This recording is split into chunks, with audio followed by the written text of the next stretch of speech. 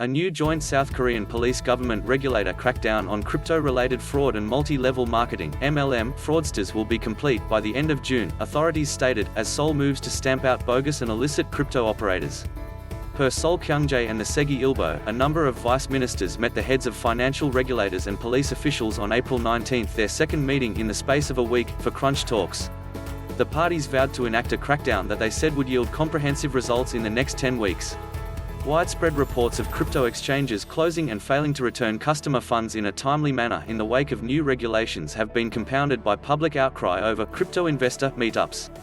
Although some of these meetups have been linked to bona fide ventures like mining pools, the majority appear linked to MLM scams, centering around bogus exchanges or tokens, like the OneCoin scam, that do not even operate on blockchain networks.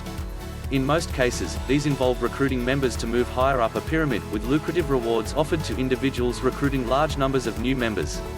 A large number of such fraudsters have been arrested and successfully prosecuted, with one notorious rings mastermind this week sentenced to 6 years behind bars. But the government is particularly concerned that many crypto MLM meetups have been meeting indoors and in person in large groups, flaunting coronavirus pandemic regulations. In most parts of the country, meetups of more than 5 people have been outlawed. At least one of the biggest virus, super spreader events of last year was linked to an illegal meeting of this sort, and the government claims they are continuing, despite the fact that cases are continuing to rise around the country. Most media outlets are now reporting that the country is facing a fourth wave of infections.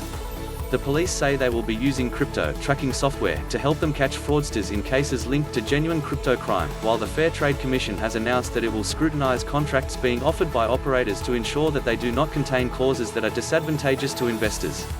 The ministries, regulators, and police have created a number of subunits devoted to tackling different forms of crypto fraud-related crimes. However, critics state that the legal basis for the crackdown is weak and that its standards are not specific.